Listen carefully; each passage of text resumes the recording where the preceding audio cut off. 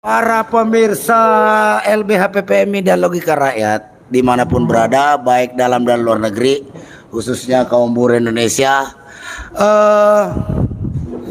bulan-bulan November begini adalah bulan-bulan panas bagi kaum buruh, karena sebentar lagi akan berhadapan dengan situasi kenaikan upah minimum kabupaten maupun upah minimum provinsi yang sudah 3 tahun ini memang terus mengalami semacam kontroversi atau protes-protes lah ya, namanya juga tiap tahun mau naik gaji ya, mana-mana sudah mulai terjadi demonstrasi di setiap kantor bupati, wali kota atau gubernur dalam penetapan upah minimum kabupaten atau upah minimum provinsi di setiap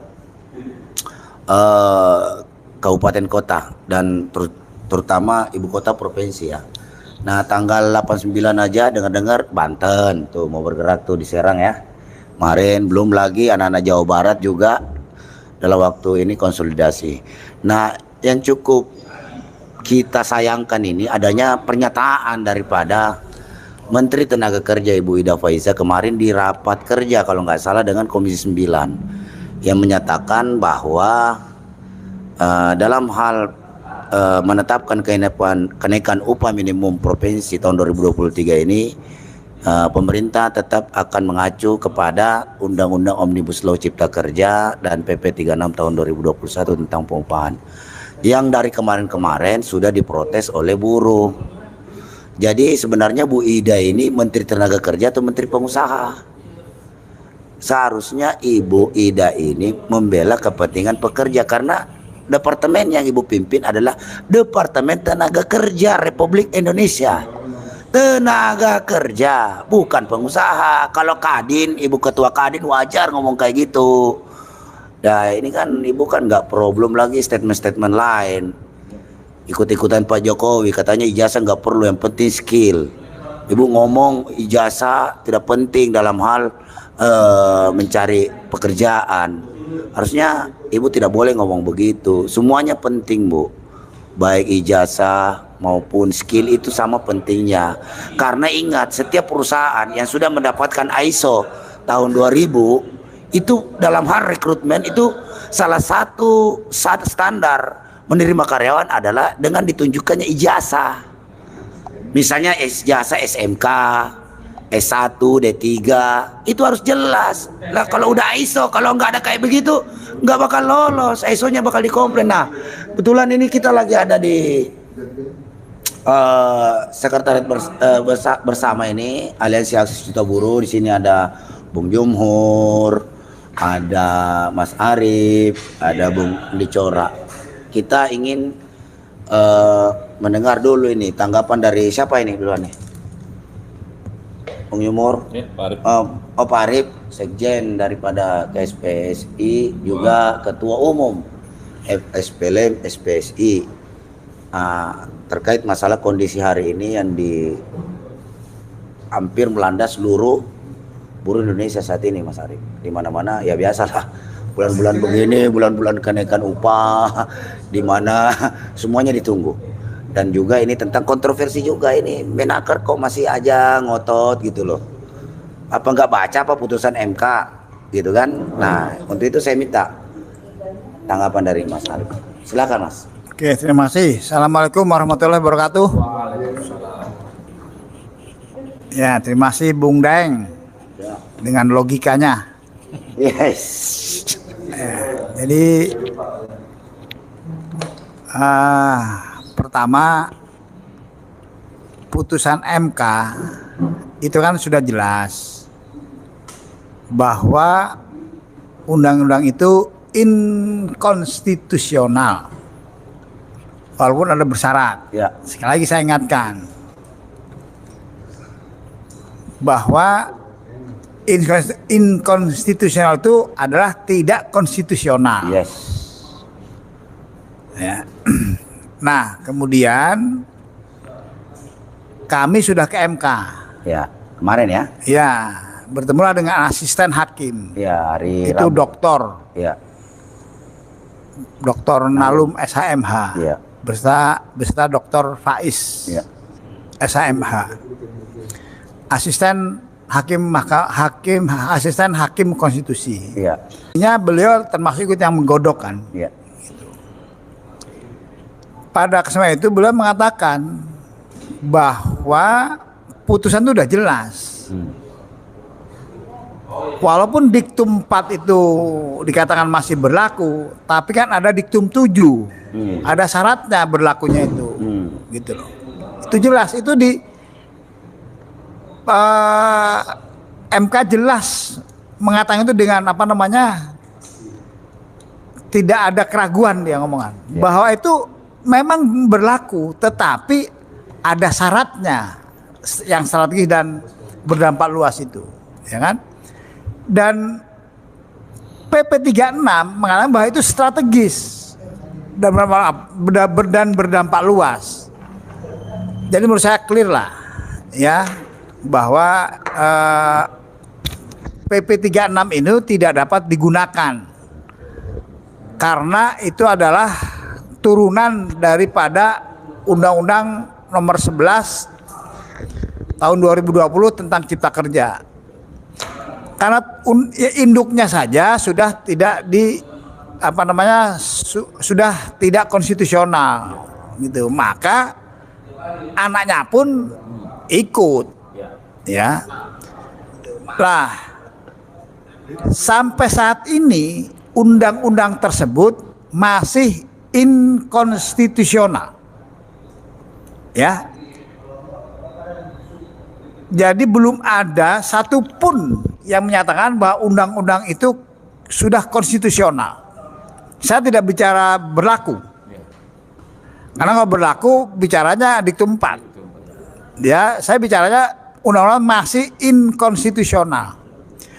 Bahkan kemudian ketika dalam MK itu kami juga kritik. Mohon Bapak ketika memutuskan inkonstitusional, jangan ada kata-kata berlaku, karena itu mengingkari akal sehat.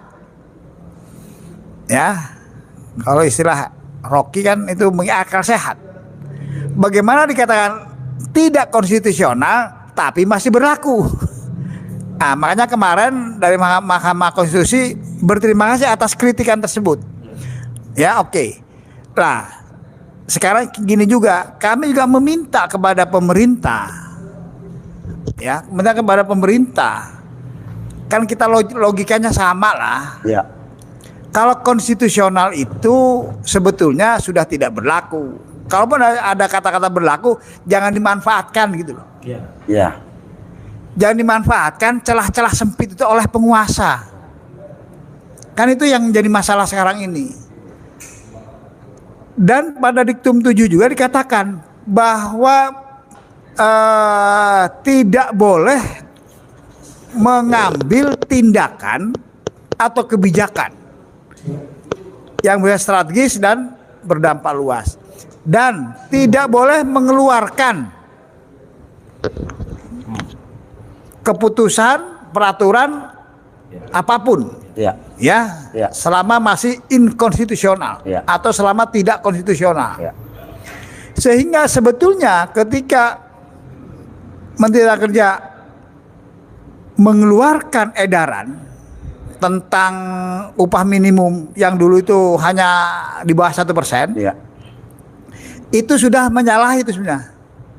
Itu sudah perbuatan melawan hukum sebetulnya, ya. Karena dia melanggar putusan MK, bahwa dia mengeluarkan keputusan. Artinya kan dia sudah mengambil tindakan, kan, gitu loh. Itu satu. Nah, mohon itu dihormati. Jangan gagah-gagah bicara ini negara hukum kepada bawah. Dia sendiri melanggar hukum. Jadi tajamnya hanya ke bawah. Sementara begitu kepentingannya berbeda, kepentingannya ada sesuatu di situ, berbicara masalah celah sedikit dimasukin. Sudahlah, logika dimanapun, Pak. Yang namanya inkonstitusional adalah tidak konstitusional. Baca deh di kamus apapun. Artinya kalau tidak konstitusional, bertentangan dengan undang-undang dasar, dengan Pancasila, Kalau Mahkamah Konstitusi mengatakan masih berlaku, ya jangan dipakai lah. Ya. Karena Mahkamah Konstitusi mungkin pada saat ngetik itu entah lupa atau lupa bahwa itu tidak konstitusional, ya kan? Makanya ketika kita kritik dan terima. Ya, jadi kesannya rakyat artinya Ibu Menteri tolong ketika berbicara di DPR dimanapun jangan kekeh mengatakan bahwa itu menggunakan undang-undang itu karena undang-undang nomor 11 ini belum konstitusional. Nah, termasuk DPR memutuskan itu belum mengatakan konstitusional loh. Iya. DPR itu merevisi undang-undang nomor 12 tentang P3. Nah, sekarang berubah menjadi Undang 13 2022. Ya, itu ya kan. Tetapi pada intinya adalah bahwa Undang-Undang nomor 11 ini masih tidak konstitusional sampai saat ini. Iya. Maka karena itu tidak boleh pemerintah mengeluarkan tindakan kebijakan yang strategis dan berdampak luas. Nah, upah ini jelas-jelas strategis dikatakan dalam PP 36 sendiri. Kebijakan strategis nasional. Program kebijakan strategis nasional, jelas itu.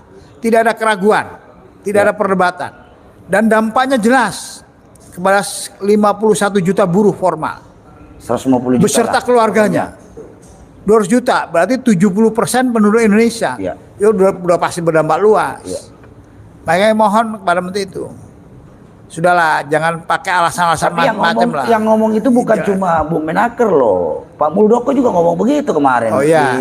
Gini ya. Gimana Pak Muldoko?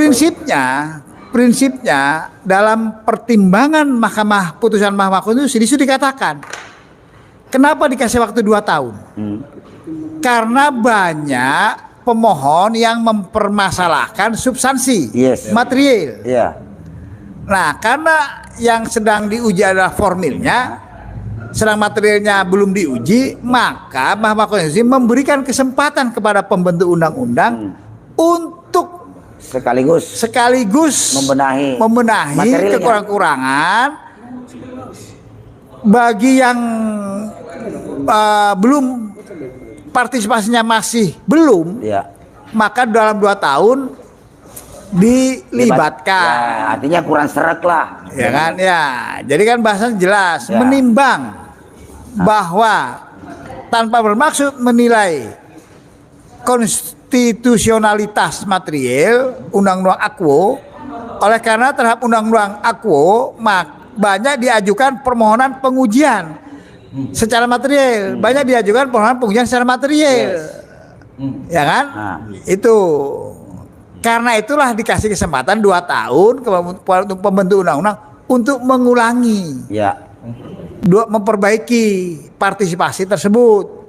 Oke, revisi undang-undang nomor 12, revisi undang-undang nomor 12 tahun 2011 itu hanya mengatakan bahwa omnibus sistem itu bisa dipakai di Indonesia.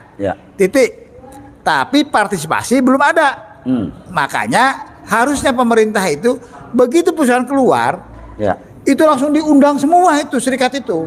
Oke, revisi berjalan, ya kan, yang benar ya, revisi berjalan, paralel dengan revisi berjalan, partisipasi diundang. Kalau untuk laksanakannya kerjaan ya serikat-serikat diundang lagi. Oke, nih kita punya waktu 2 tahun nih, kita perbaiki. Oke, sama-sama ayo. Lucunya tidak semua serikat diundang. Gitu. Yang diundang hanya yang kira-kira inilah yang membuat kacau negara. Itu kepentingan di situ ada. Sudahlah, saya ingatkan ya. Ketika Anda membuat satu keputusan yang disebut penuh kepentingan, bukan hanya di dunia Anda dipertanyakan, tapi di akhirat pun ditanya. Sudah pasti di akhirat dipertanya karena dia dilantik jadi menteri. Perkara itu Anda enggak sumpah di atas kitab suci. Iya betul, ada sumpah itu ya. Sumpah jabatan. Itu atas nama Tuhan. Jangan udahlah, Allah tahu, Tuhan tahu niat hati orang itu. Misalnya konstitusional, tidak konstitusional, ada masih berlaku, dipakai itu. Padahal nggak boleh ada diktum yang, ya kan? Ada ditangguhkan kalau strategi dan tapi yang dipakainya hanya berlakunya saja. Makanya saya tidak berbahasa berlaku. Saya berbicara tidak konstitusional. Ya. Belum konstitusional. Makanya saya harap Kementerian Tenaga Kerja tidak menggunakan lagi ini. Mari kita bicara fair lah. Ya, menahan diri lah. Ya, kita bicara fair lah. Iya. Kita belajar bicara fair, belajar menghargai, walaupun itu dari kami buruh, dianggap orang bodoh, ya kan? Iya. Kalau benar hargai. Iya. Jangan karena menteri, karena pejabat harus gue yang benar. Jadi jangan karena kebencian terhadap satu kaum. Iya. Ya kan? Kamu tadi tidak adil. Tadi ada perdebatan di sini. Bukan perdebatan. Ada teman kita, wah itu. Kenapa menteri mengatakan tidak perlu ijazah? Iya. Nah, kita ngatakan ya mungkin jangan secara konteksnya berbeda pada saat dia bicara. Kita fair aja. Bahkan kita ingetin yang ngomong itu. Janganlah kebencian suatu kaum Anda menuduh menteri kemudian itu gitu ya kan? Karena sedang kesal. Iya. Sedang kesal PP 36 terus ya kan? Iya. Kemudian kesal, wah pokoknya salah semua menteri. Oh tidak, kita tidak begitu. Iya. Kita fair. Objektif. Menteri itu ada banyak benernya. Iya. Banyak yang ini. Iya, makanya ketika kita bukan tipe orang yang begitu kan. Kalau makanya kita teringatkan, udah jangan itu, kita fokus kesalahan merekanya. Jangan sama juga. Iya. Sama juga dengan menteri. Sama juga menteri. Janganlah karena kita kebencianmu terhadap para buruh yang tukang protes ini. Saya yakin menteri nggak benci. Iya kan? Hanya salah persepsi. Benci itu benar-benar cinta loh. Ya kan? Jadi menteri salah persepsi atau dalam tekanan. Itu beda itu.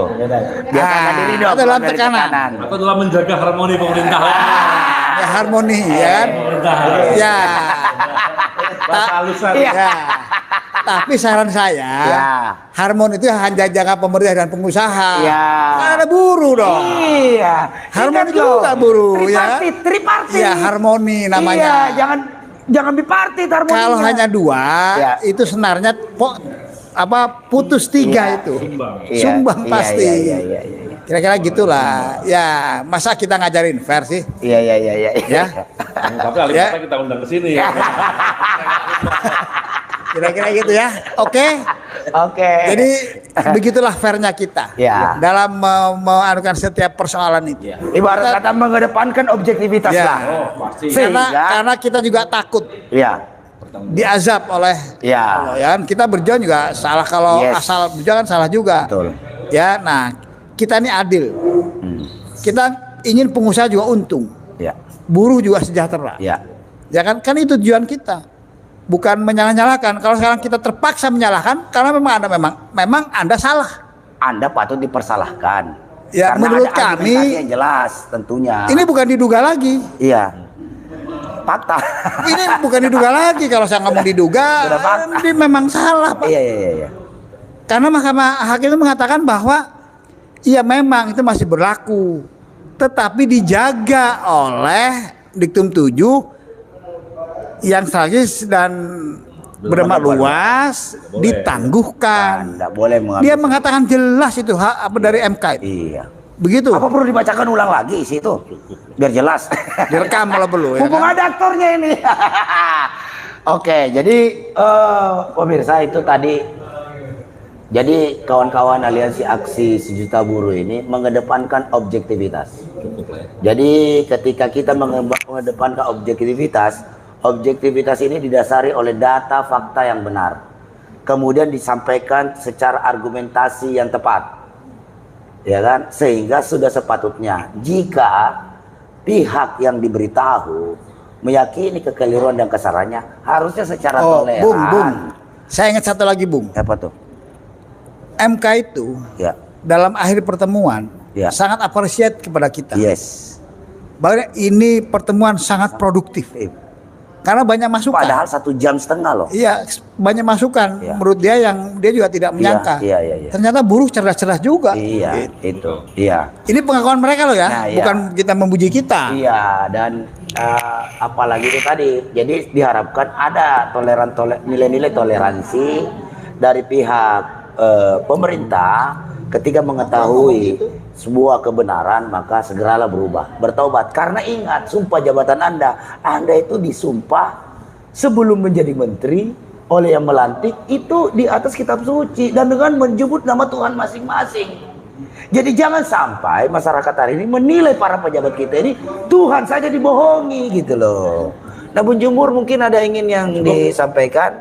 Nah, oke, kalau gitu saya coba tanyakan dulu kepada Bung Andi Corawali nih, yang salah satu tim hukum kita yang kemarin ikut juga hadir dalam MK. Bagaimana menurut Bung Andi terkait masalah ini? Ada dua pejabat ini yang rajin sekali nongol di media menyampaikan bahwa undang-undang Omnibus Law ini berlaku dan Menaker tetap ngotot untuk menggunakan undang-undang Omnibus Law dan PP 36-nya untuk penetapan kenaikan upah tahun 2023. Padahal sudah jauh-jauh hari, bahkan sejak tahun 2020, sejak sebelum undang-undang Omnibus Law diundangkan ini, protes sudah datang dari mana-mana. Bahkan masukan daripada 200 guru besar plus dengan 56 perguruan tinggi itu semua diabaikan.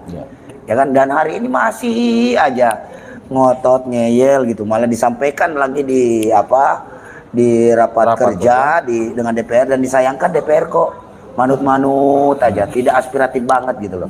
Menurut Bung Ade gimana? Ya, terima kasih Bang Daeng. Supaya bisa runut, kita coba melihat ke belakang sedikit, bahwa ketika Cipta Kerja itu digodok, begitu banyak masukan yang disampaikan, ya baik secara ruang formal maupun informal. Yang pada dasarnya semangat Cipta Kerja itu, saya pikir segala hal yang sifatnya positif tentu masyarakat akan mendukung. Ya. Namun juga tidak hanya semangat, tetapi tujuan atau bagaimana semangat itu dijalankan, yang terpenting adalah hasilnya. Ternyata ketika itu digodok, banyak yang berkeberatan, tentunya masyarakat, ya, tentunya masyarakat. Dan keberatan itu saya pikir kalau cuma satu orang atau dua individu, saya pikir memang perlu kita perdebatkan. Ya. Tetapi ini sangat banyak komponen, ya, yang meminta dalam hal itu ditinjau ulang, baik terkait dengan sistemnya, termasuk pula dengan isu-isu materialnya, yang memang itu berdampak langsung atas pakar hukum seluruh komponen, ya, baik itu masyarakatnya langsung maupun orang-orang yang ahli dalam bidang-bidang yang termaktub di dalam Undang-Undang Cipta Kerja. Nah, atas dasar itulah sehingga kenapa sampai saat ini Cipta Kerja itu menjadi hal yang tidak pernah selesai untuk didiskusikan, diperdebatkan, bahkan dijadikan sebagai alat untuk saling mengklaim. Ya. Kalau berdasarkan daripada pemahaman, saya pikir sah-sah saja. Siapapun itu bisa melihat dari perspektif yang berbeda. Tetapi yang kita persoalkan adalah konsekuensi daripada pemahaman itu ketika diaplikasikan. Ya.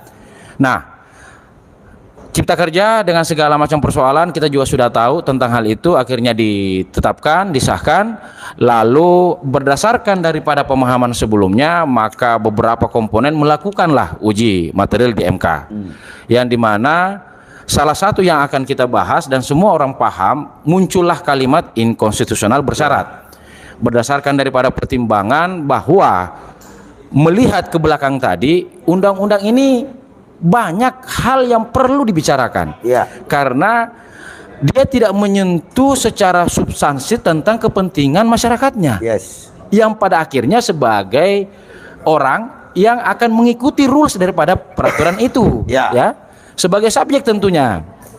Nah, karena pertimbangan itulah sehingga disampaikan bahwa ini banyak hal, ketika satu produk undang-undang itu memicu pro dan kontra, itu clear, nggak ada masalah. Tetapi kalau kontranya lebih banyak, di situ yang jadi masalah. tentunya yang banyak ini kan juga bukan orang-orang yang tidak berpikir secara logis, apalagi tadi dengan segala macam pakar-pakar, guru-guru besar yang tentunya memberikan sumbangsi pemikiran secara objektif untuk kepentingan negara dan bangsa. Tapi itu ternyata dinafikan. Oke. Nah, itu persoalan satu tadi, bahwa ternyata Cipta Kerja ini banyak masalah. Ya, banyak masalah. Dan ternyata hasil itulah saat ini yang kita rasakan. Memang bermasalah. Kalau pada awal-awal itu hanya sifatnya konsep saja, tetapi saat ini pada tataran aplikatifnya memang bermasalah dan merugikan masyarakat. Nah, persoalan inkonstitusional tadi yang sudah dijelaskan sama Pak Arief itu clear. Contoh sederhana bahasa inkonstitusional itu adalah jikalau Anda tidak memiliki SIM, maka Anda jangan mengendarai kendaraan. Ketika Anda mengendarai kendaraan berarti Anda melanggar hukum. Inkonstitusional seperti itu. Anda bisa mengendarai kendaraan ketika Anda punya SIM, itu konstitusional. Tetapi Anda tidak boleh mengendarai kendaraan jikalau Anda tidak memiliki SIM, karena Anda akan mendapatkan konsekuensi hukum dari itu, hukuman ataupun denda. Itu disebut inkonstitusional. Artinya, jikalau Anda melakukan mengendarai kendaraan tanpa SIM, berarti Anda adalah seorang pelanggar, melanggar aturan hukum. Dengan logika ini, ketika pemerintah mengklaim bahwa Cipta Kerja itu konstitusional dengan berdasarkan pemahaman tadi yang dengan sekelumit kalimat saja, ada kalimat bahasa berlaku, padahal ternyata itu dinyatakan berlaku sampai dengan dilakukannya perbaikan-perbaikan. Jikalau perbaikan tidak dilakukan berarti tidak sampai. Tidak sampai berarti inkonstitusional. Nah, itu penjelasannya. Cuman memang ya, kalau dibilang Bang Arief tadi, ya kalau memang maunya hanya untuk mencari celah, ya kita mau ngomong sampai berbusa-busa juga, jungkir balik kepala di bawah juga nggak ada gunanya, karena memang tujuannya di situ. Tetapi harapan masyarakat, negara harus hadir untuk memberikan perlindungan yang sama berdasarkan daripada hak-hak yang sama dengan asas equality before the law. Artinya dampak daripada suatu produk harus dinikmati dan dalam hal keseimbangan dijaga untuk seluruh lapisan masyarakat. Nah, ini yang jadi persoalannya, pemerintah seakan-akan selalu menganggap kecil, mengenyampingkan, bahkan menindas masyarakat-masyarakat yang membutuhkan perlindungan. Padahal mestinya mereka lah yang harus memberikan perlindungan itu. Dan menjadi ironis ketika dia sudah tidak dilindungi, lalu yang harus dilawan dalam hal ini pemerintah karena tidak melindungi, ini kan menjadi konyol.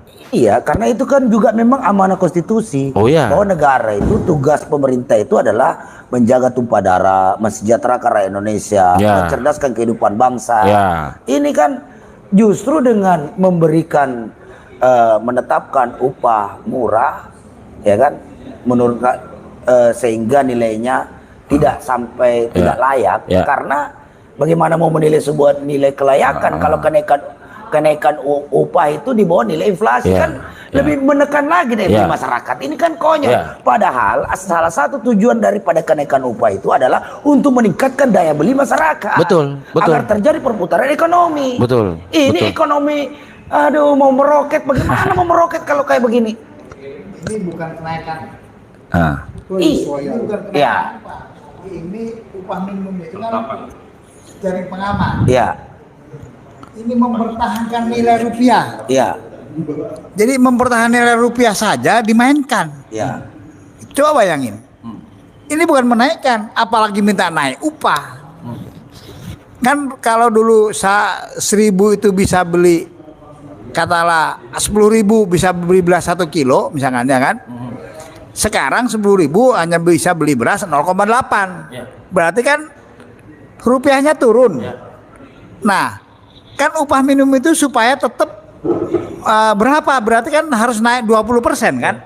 Jadi nilai rupiahnya turun jadi 800 kalau gitu kan? Enggak 1.000 lagi. Kalau mau beli beras 1 kilo berarti jadi 1.200.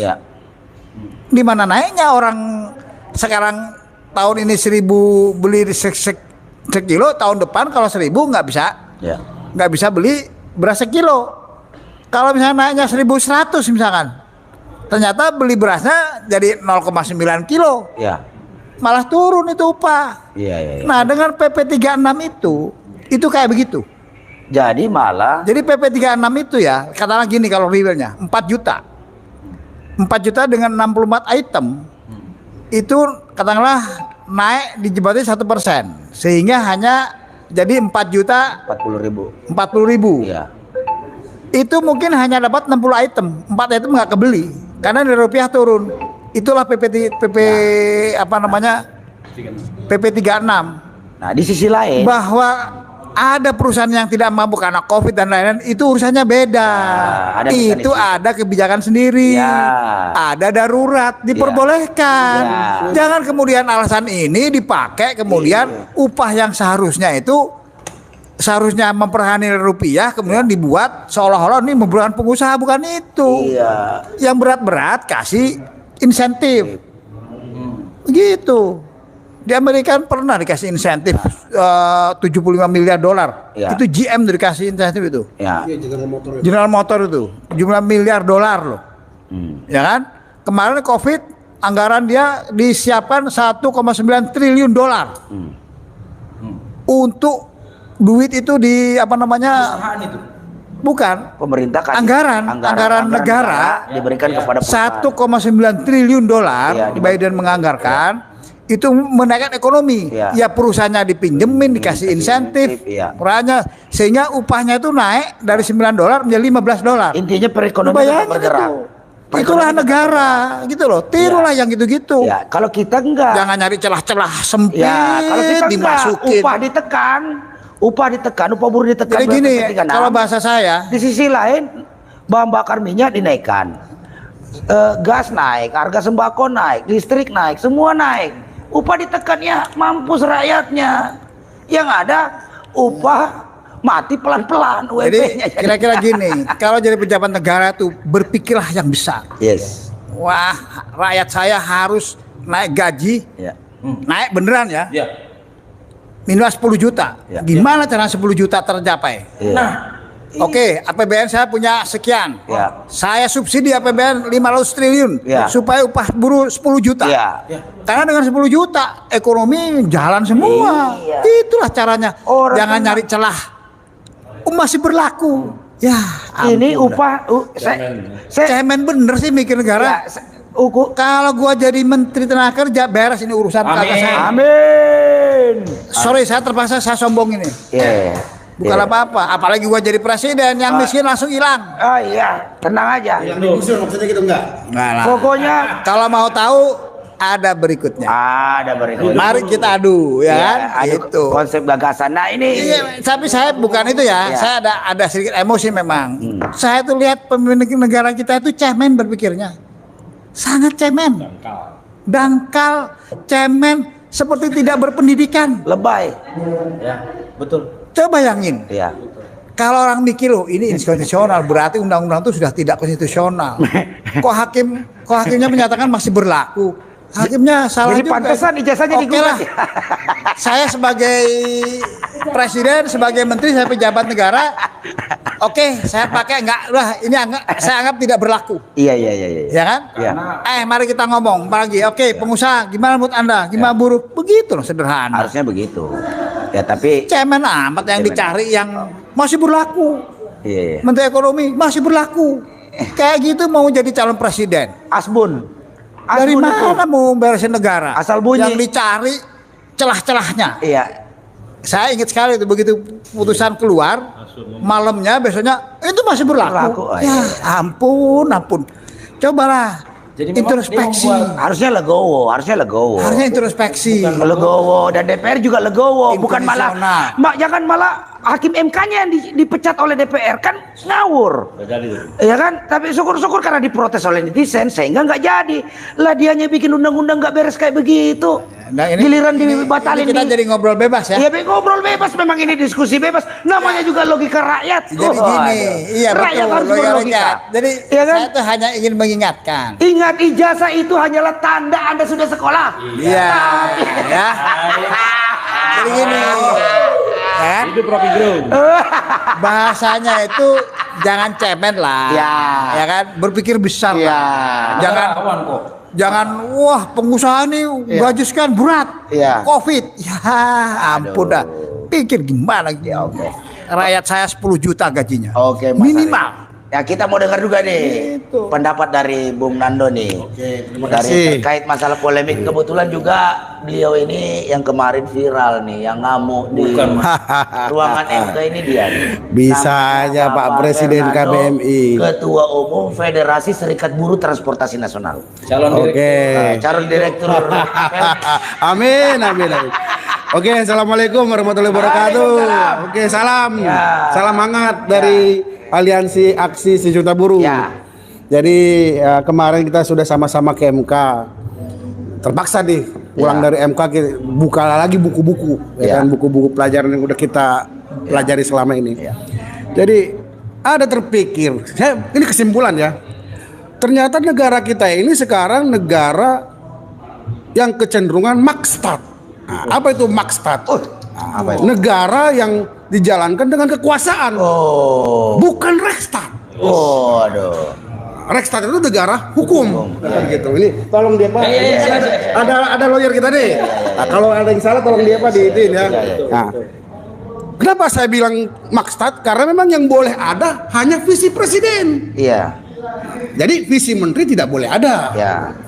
Jadi Visi- kalau presiden bilang Visi Kapolri ijazah nggak penting, Menaker ikut-ikutan ngomong. Itulah kira-kira. Jadi mereka ini hanya melaksanakan apa yang sesuai dengan visi yang dijalankan oleh Ya. presiden. Yang penting bos senang. Ah. ABS. asal bos Padahal senang. undang-undang dasar negara kita, undang-undang 45 ya kan, ini saya udah terpaksa saya harus belajar lagi saya Iya, bilang. iya. Di undang-undang dasar 45 itu jelas sekali kok tertulis ya kan. Di pasal 1 ayat 2, kedaulatan berada di tangan rakyat Ya. dan dilaksanakan menurut undang-undang dasar. Nah. Artinya di sini apa? Harusnya negara kita negara Reichstag. Iya. Panglimanya adalah hukum. Hukum. Harusnya. Tapi- Ini undang-undang dasar loh yang bicara. Ya. Nah, ketika suatu rejim melaksanakan pemerintahnya tidak mendasarkan kepada undang-undang dasar, Ya. artinya apa? Ya. Berarti dia adalah negara makstat. Nah, dan undang-undang dasar itu adalah kesepakatan Nah, itu yang bernegara pertama. seluruh rakyat Indonesia. Jadi saya berpikir memang benar-benar negara kita ini tidak menjalankan perintah undang-undang dasar 45. Itu yang pertama. Kenapa? Terbukti dengan polemik undang-undang Omnibus Law saat Iya. ini. Undang-undang 11 tahun 2020. Sudah jelas kok amar putusannya. Iya. Sangat jelas. Sangat jelas, Nah, sangat tapi jelas. pemerintah mengambilnya sepotong-sepotong, sepenggal-sepenggal, hanya sampai diktum 4. Iya, tidak. Sementara Diktum 4 malah. cuma sampai diktum 4. Nah, sementara Ya, diktum keputusan amar putusannya ini jelas. Ya. Dari diktum 1, 2, 3, 4, 5, 6, 7. Ini kan keputusan yang satu rangkaian. Iya. Yang tidak bisa dipisahkan. Betul. Nah, ini dicoba dipisahkan. Dipotong-potong, dipenggal-penggal. Iya. Apa kita yang bodoh? Iya. Atau rejim penguasa yang memang sedang melaksanakan Ya. maksat itu tadi? Iya. Itu yang harus kita tekankan. Maksud itu maksanya kuat. Karena apa? Lebih harusan ya dalam penentuan upah ya kan, harusnya Kementerian Tenaga Kerja sesuai sebagaimana yang tertulis dalam diktum 6 ya kan, menyatakan apabila dalam tenggang waktu 2 tahun ya kan pembentuk undang-undang tidak dapat menyelesaikan perbaikan undang-undang dan seterusnya ya kan, maka undang-undang atau pasal-pasal atau materi muatan undang-undang yang telah dicabut atau diubah oleh Undang-Undang Nomor 11 Tahun 2020 ini ya kan dinyatakan berlaku kembali. Artinya apa? Ya. Perintah diktum 6 ini menyatakan kembali kepada undang-undang yang lama. Undang-Undang 13 2003. Harusnya kembali kepada Undang-Undang 13 2003. tahun 2003. Ya. Harusnya loh. Ya. Tapi ternyata apa? Ya. Dari tahun 2021 ya kan penetapan UMP Ya. dilaksanakan berdasarkan undang-undang yang sudah dinyatakan inkonstitusional bersyarat. Ya. Bahkan tahun 2022 ini juga akan dilakukan hal yang sama. Sudah ada niat dari pemerintah. Bukti Sudah ada niat. dinyatakan. Ya sudah nggak ada masalah. Silakan teruskan niatmu. Ya. Kami juga mungkin akan rapat di sini dan mungkin juga kesimpulan kita akan lakukan upaya Perlawanan dengan cara apa? baik aksi maupun Aksi atau gugat menggugat lagi. perbuatan melawan hukum karena apa? Sudah melanggar undang-undang dasar. Ya. Nah, kalaupun mau melanggar undang-undang dasar ya seperti selenting sana ya, memang negara kita negara Makstat, Ya. bukan negara Rekstad. Ya. Artinya ya sebenarnya kita sudah minta, sudah bisa ya, sudah terpenuhi unsur, sudah meminta MK itu untuk memakzulkan Ya. rejim ini, Ya. karena sudah berjalan di luar kepentingan yang diperintahkan oleh Undang-Undang Dasar 45. Ya. Yang ada hanya boleh visi presiden, tidak ada itu visi menteri. Ya. Saya kembali ingat itu loh pidatonya Pak Jokowi. Pak Jokowi. Iya. Tidak boleh itu ada visi menteri, tidak boleh itu ada visi-visi yang lain, yang ada visi presiden. Ya. Kan jelas kan? Harusnya yang ada apa? Yang ada visi Undang-Undang Dasar 45, Ya. visi hukum. Ya. Kalau bicara Undang-Undang Dasar 45, ya negara kita adalah negara Ya. hukum. Panglimanya adalah hukum. Sekarang tidak, bro. Jadi ya tidak aneh saya pikir. Jadi saya pikir ya mungkin kawan-kawan bisa yang pemirsa ya kan, rekan-rekan buruh ya kan, bisa melihat kenapa kondisi negara ini seperti ini, kenapa upah itu rendah, bahkan ditekan, bahkan banyak penyimpangan ya karena memang rejim kita melaksanakan Makstat, negara kekuasaan, bukan Rekstad. Iya. Artinya apa? Ya teman-teman bisa simpulkan bersama lah. Bahkan amar keputusan MK udah jelas kok, satu rangkaian itu tadi saya ulangin ya. Ya. Itu satu rangkaian kok. Perintahnya jelas. Tapi kenapa tidak dilakukan? Ya karena ada visi presiden, Yes. bukan visi menteri. Oh. Nah, makanya Menteri Tenaga Kerja kita mungkin dalam hati kecil itu berteriak, cuman karena dia tidak bisa berbuat apa-apa, ya dia hanya bisa menjalankan visi presiden. Jadi apa? Menteri-menteri kita ini latah.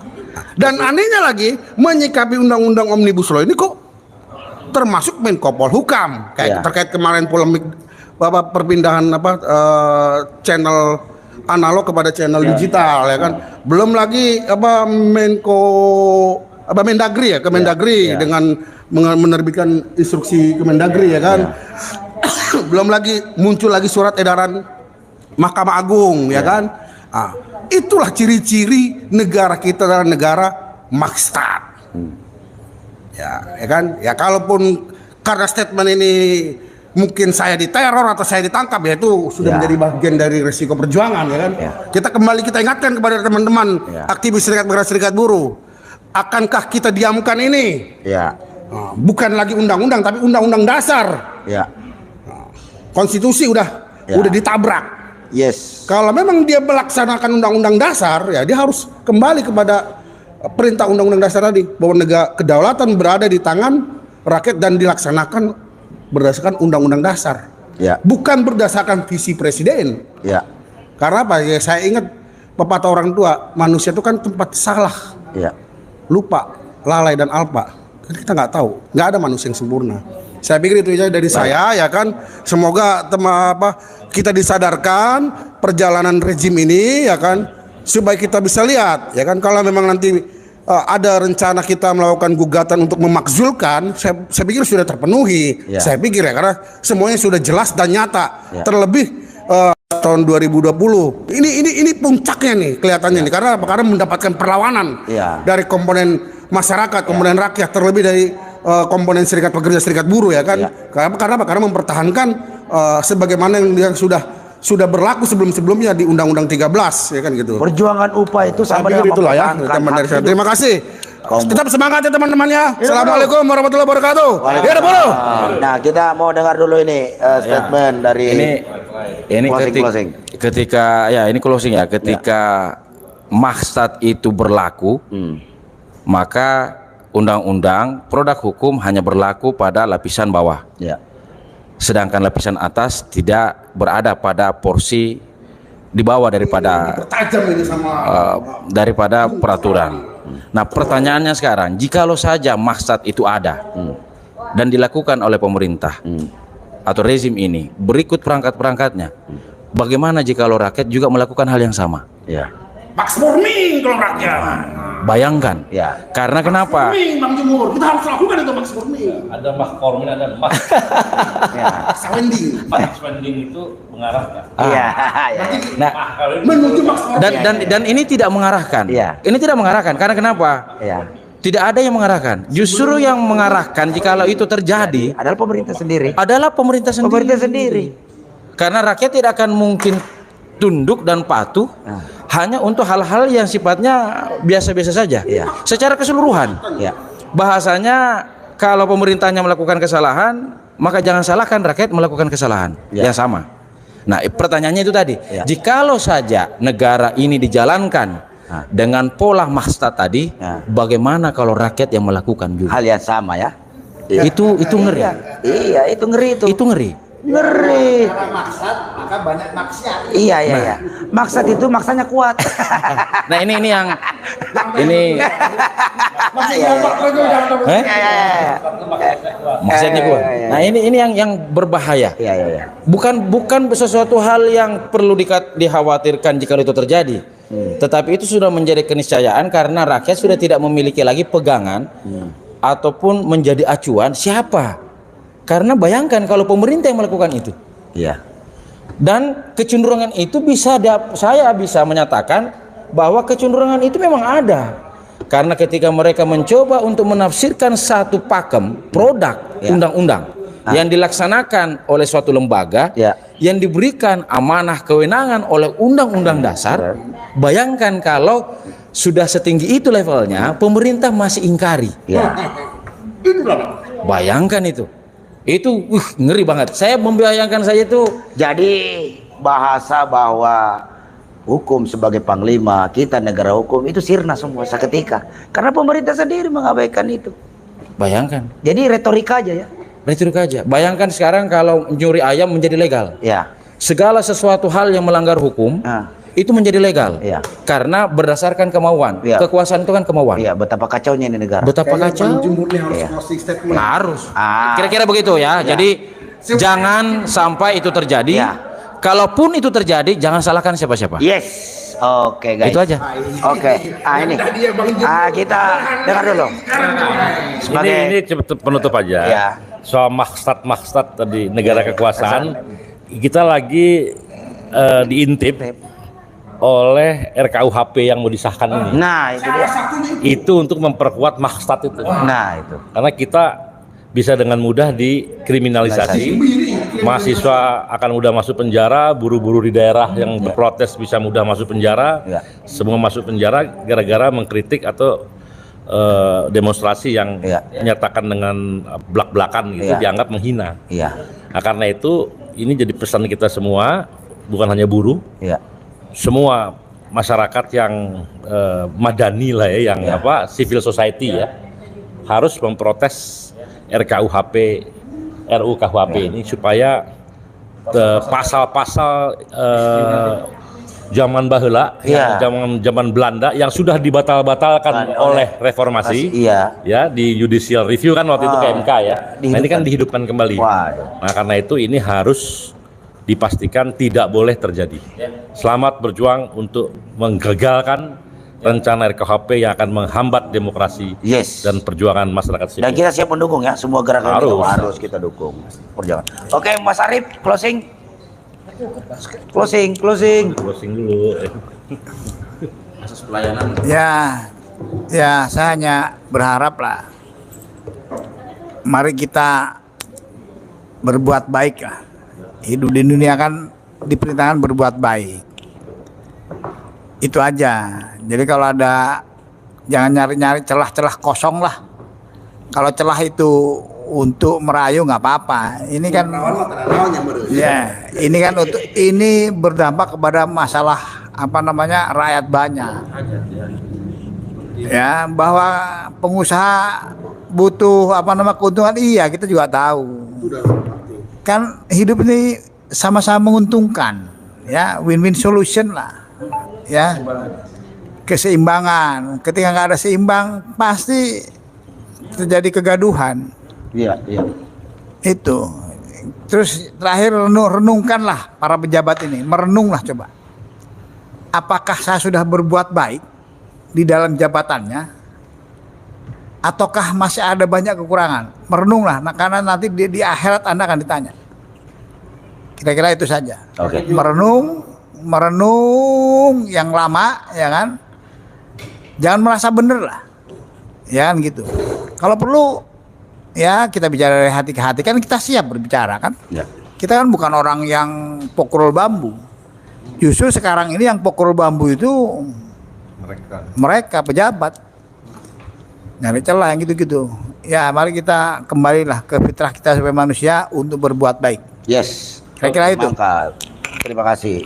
Oke, para pemirsa Logika Rakyat, itu telah tadi apalagi pandangan-pandangan, pendapat-pendapat daripada presidium daripada Aliansi Aksi Juta Buruh ini.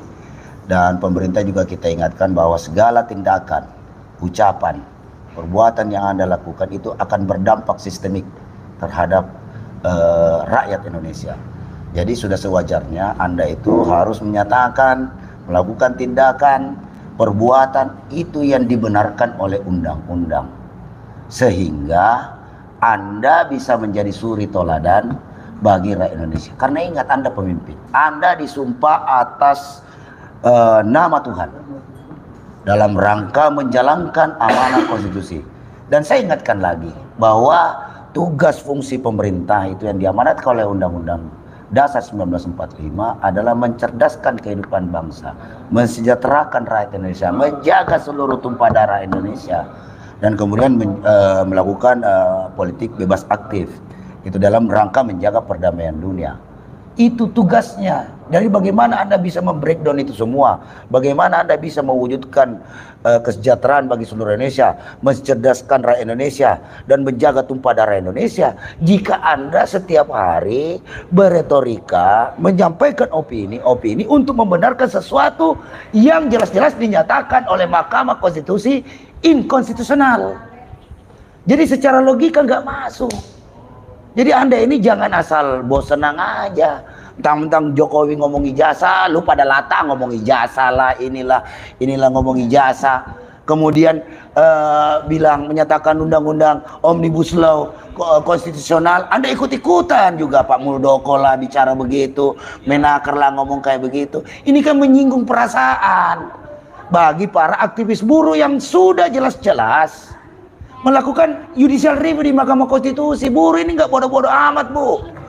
Woi, pemerintah ingat, buruh itu nggak bodoh-bodoh amat. Buktinya mereka mampu menggugat undang-undang yang Anda bikin di Mahkamah Konstitusi. Itu tingkat kecerdasan kaum buruh Indonesia. Jadi buruh ini selain daripada cerdas di meja perundingan, juga cerdas di meja hijau, juga cerdas di jalanan. Jadi hati-hati dengan kaum buruh. Apalagi memasuki akhir bulan-bulan November Desember ini, di mana ketika upah ini mulai ditetapkan. Ingat, persoalan upah itu adalah persoalan perut. Persoalan perut adalah persoalan hak hidup. Jika Anda tidak mampu mewujudkan hidup layak bagi seluruh Indonesia, jangan harap pasti kaum buruh akan terus melakukan perlawanan. Dan ingat, isu buruh upah ini di mana-mana sudah mulai menghangat di seluruh daerah. Ingat 3 tahun, mulai sejak tahun 2021, 2022 itu kenaikan upah sangat kecil sekali. Mungkin kita bisa maklumi kemarin karena ada COVID-19. Tapi setelah perjalanan, ternyata COVID ini juga hanya begitu-begitu saja, hanya menghabiskan anggaran uang negara, yang pada akhirnya juga tidak mensejahterakan rakyat Indonesia. Maka dari hari ini kaum buruh Indonesia melawan. Saya ingatkan kepada kaum buruh untuk tetap terus bersuara. Karena ingat, baca surah An-Nisa ayat 148, bahwa sesungguhnya Allah sangat membenci perkataan buruk yang disampaikan secara terang-terangan, kecuali bagi orang-orang yang terzolimi. Sesungguhnya Allah Maha mengetahui segala sesuatu. Ingat itu. Jadi kalau kita terzolimi, suarakan. Dan perjuangan yang paling afdol adalah menyuarakan ketidakadilan di depan penguasa. Hidup buruh. Jadi demikian penyampaian kita. Tetap semangat kawan-kawan. Aliansi Aksi Sejuta Buruh bangkit. Aliansi Aksi Sejuta Buruh bergerak. Aliansi Sejuta Buruh curkan tirani, lawan.